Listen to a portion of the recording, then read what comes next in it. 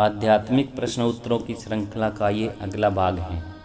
इसमें क्या है, साधक द्वारा जो भी उनके आध्यात्मिक प्रश्न थे वो पूछे गए हैं, उन सभी का जवाब आपको इन वीडियोज़ में मिल जाएंगे। अभी भक्त पूछते हैं, मैं मूर्ति पूजा करता हूँ। महर्षि जी कहते हैं, इसे करते रहो, इससे मन एकाग्र होने लगेगा। पूर्ण एकाग्रता प्राप्त कर लो, सब कुछ ठीक हो जाएगा। लोग यह समझते हैं कि मोक्ष कहीं अन्यत्र है जिसे प्राप्त करना होगा। यह उनकी भूल है। मोक्ष केवल स्वयं में स्थित आत्मा को जान लेना है। चित्त एकाग्र करो और यह तुम्हें प्राप्त हो जाएगा। संसार अथवा जन्म मरण को तो तुम्हारा मन ही है। भक्त, मेरा चित्त बहुत चंचल है, मुझे क्या करना चाहिए? महर्षि, किसी भी एक वस्तु पर एकाग्र हो जाओ और उस पर डटे रहने का प्रयास करो, सब कुछ ठीक हो जाएगा। भक्त, मुझे एकाग्र होना कठिन लगता है। महर्षि, अभ्यास करते रहो, तदुपरांत एकाग्रता उसी प्रकार स्वाभाविक हो जाएगी जिस प्रकार की श्वास लेना, तब वह तुम्हारी सफलता का मुकुट होगा।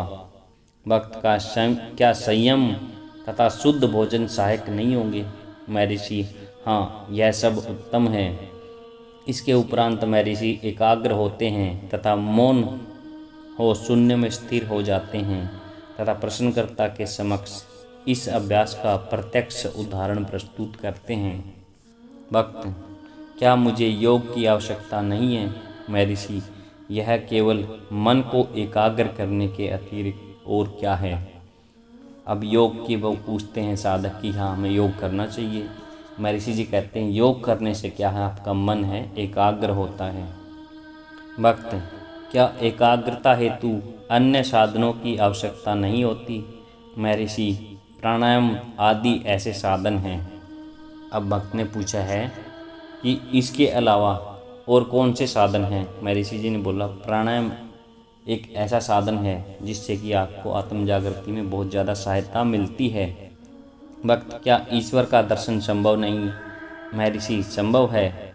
तुम यह वह देखते हो, ईश्वर को क्यों नहीं देखते? केवल यह जान लेना आवश्यक है कि ईश्वर है क्या।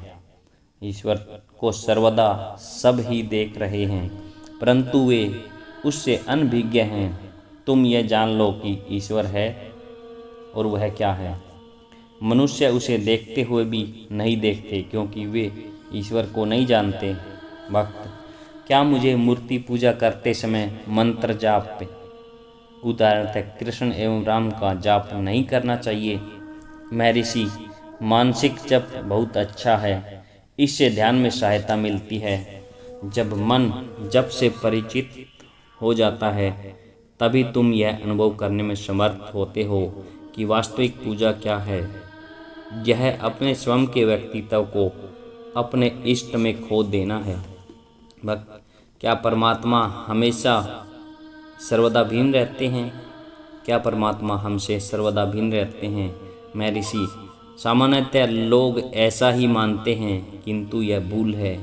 उसे अपने से भिन्न न मानो, तभी आत्मा तथा परमात्मा की अन्यता की अनुभूति होगी। भक्त, क्या ईश्वर के अतिरिक्त गुरु द्वारा मार्गदर्शन आवश्यक नहीं है? महर्षि, होना क्या है, विचार करने वाला सर्वदा वह सत्य ही है।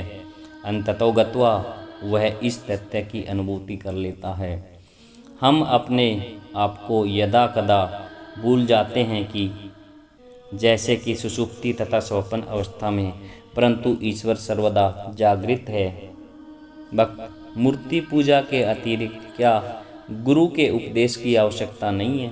महर्षि, बिना उपदेश के तुम इसे प्रारंभ कैसे किया?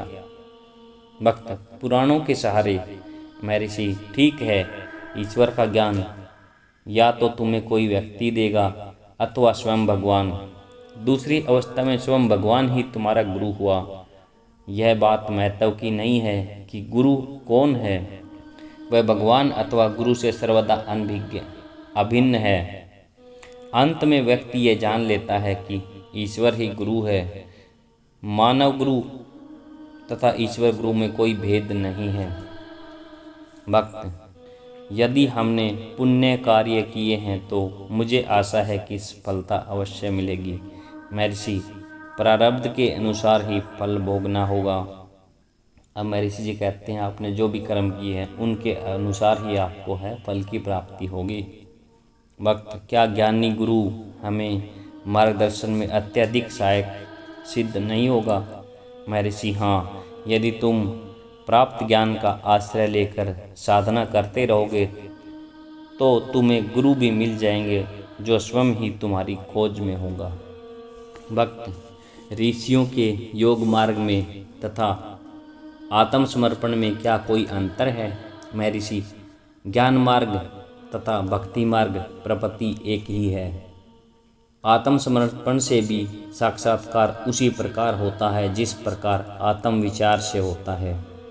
पूर्ण आत्मसमर्पण का अर्थ है मैं का पूरी तरह लोप हो जाना। मैं मतलब देह भाव का पूरी तरह लोप हो जाना।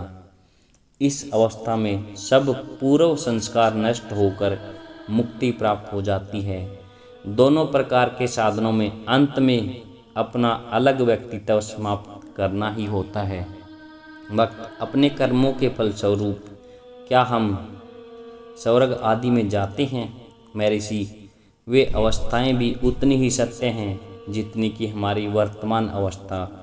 परंतु यदि हम खोजें कि हम कौन हैं और आत्मा को स्वयं को जान ले, उसके उपरांत स्वर्ग आदि के चिंतन की आवश्यकता रह जाती है। भक्त, क्या मुझे पुनर्जन्म से बचने का उपाय नहीं करना चाहिए? महर्षि, हाँ, यह मालूम करो कि जन्म किसका होता है तथा वर्तमान जीवन के दुख कौन भोगता है। जब तुम सुषुप्ति में होते हो तब क्या तुम्हें पुनर्जन्म अथवा वर्तमान जीवन का विचार आता है?